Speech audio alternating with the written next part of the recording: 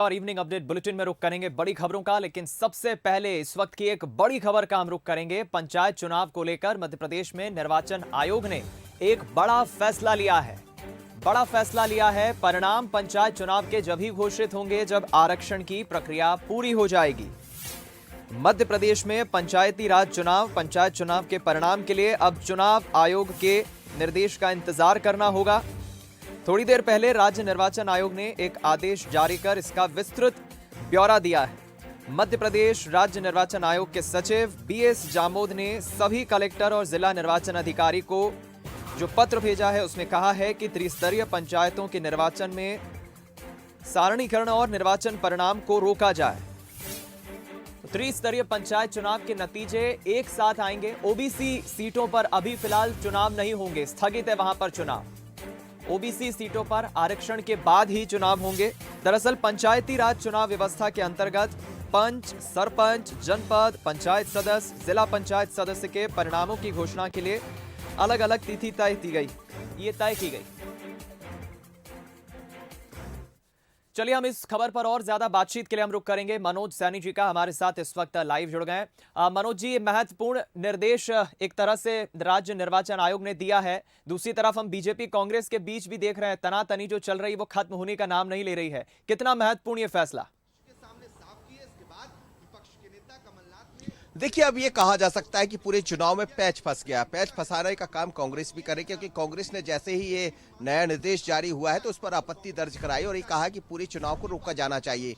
दरअसल आज जो निर्देश जारी हुआ है इसमें साफ कहा गया है कि जिन जिन सीटों पर ओबीसी का आरक्षण है वहां चुनाव नहीं होंगे, यानी एक प्रक्रिया तो रोकी गई है। दूसरी बात यह है कि यदि जहां चुनाव भी हो जाएंगे तो उनके परिणाम घोषित नहीं होंगे तो लंबी लेंथी प्रक्रिया होगी। जिन लोगों का इंतजार है कि हम चुनाव लड़ेंगे और पंच, सरपंच या नगर पंचायत के अध्यक्ष बनकर लौटेंगे या सरपंच बनकर लौटेंगे, तो उनको इंतजार करना पड़ेगा। भले वो चुनाव जीत जाए, लेकिन चुनाव जीते या नहीं जीते इसका परिणाम उनको पता नहीं लग पाएगा, क्योंकि वो बंद रहेगा मतपेटी में, वो बंद रहेगा ईवीएम में जब तक कि परिणाम घोषित नहीं हो जाते। तो लंबा इंतजार करना पड़ सकता है जैसा दिखाई दे रहा है, क्योंकि चुनाव जब आरक्षण की प्रक्रिया शुरू होगी तो प्रक्रिया में थोड़ा सा वक्त लग जाएगा और ये वक्त कितना लगेगा इसको देखना पड़ेगा। क्योंकि राज्य निर्वाचन आयोग ने कहा था, राज्य सरकार से पूछा था, जैसे ही सुप्रीम कोर्ट के दिशा निर्देश जारी हुए थे, सुप्रीम कोर्ट की तरफ से जो बात सामने आई थी उसके बाद राज्य निर्वाचन आयोग ने समय दिया था कि 7 दिवस के भीतर राज्य सरकार ये तय करे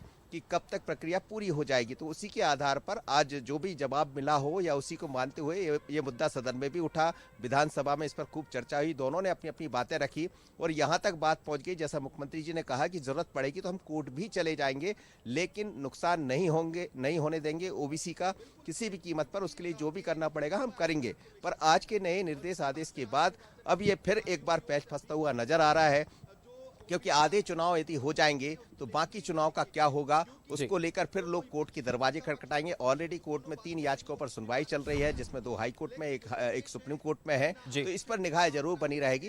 लेकिन बड़ी खबर है कि यदि आप चुनाव मैदान में हैं, आप किसी भी पद पर चुनाव लड़ रहे हैं, तो भले उन तारीखों में चुनाव हो जाए जिन तारीख को तय किया गया है, लेकिन परिणाम घोषित नहीं होंगे, नतीजे सामने नहीं आएंगे और जिन जिन सीटों पर ओबीसी का आरक्षण होना है वो प्रक्रिया संपन्न जब तक नहीं हो जाती वहां चुनाव नहीं कराए जाएंगे। चलिए, बहुत शुक्रिया आपका मनोज जी, इस पूरी खबर पर विस्तार पूर्वक जानकारी हमारे साथ साझा करने के लिए। मनोज जी हमारे साथ जुड़े, उन्होंने विस्तार पूर्वक बताई ये बातें।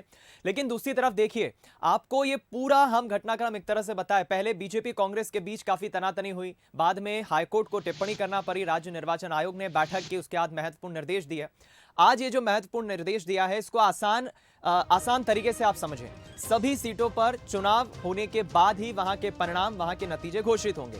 फिलहाल ओबीसी सीटों पर चुनाव नहीं होंगे, स्थगित है। आरक्षण प्रक्रिया पूरी होने पर ओबीसी सीटों का सभी सीटों पर चुनाव होने के बाद एक साथ नतीजे आएंगे। ये एक महत्वपूर्ण बिंदु है। ओबीसी सीटों को छोड़कर सभी सीटों पर चुनाव प्रक्रिया जारी रहेगी, ये महत्वपूर्ण फैसला है। दूसरी तरफ ये इंतजार भी हमें करना होगा, चुनाव प्रक्रिया पर अभी किसी तरह की रोक नहीं लगी, लेकिन जो भी कैंडिडेट चुनाव लड़ेगा तय तारीख पे अगर चुनाव हो जाते हैं तो उसे इंतजार करना होगा। परिणाम जो रिजल्ट होते हैं वो अभी फिलहाल उसके बाद डिक्लेयर नहीं होंगे। आरक्षण प्रक्रिया पूरी होने पर ओबीसी सीटों का चुनाव होगा। ये आसान तरीके से हमने आपको बिंदुवार समझाया है। हालांकि अब देखना होगा, 3 पहले ही याचिकाएं लग चुकी हैं कोर्ट में। दूसरी तरफ अब इस फैसले के बाद भी क्या कोई याचिका लगती है, इस फैसले को दोनों ही राजनीतिक दल कैसे देख रहे हैं, ये देखना दिलचस्प होगा।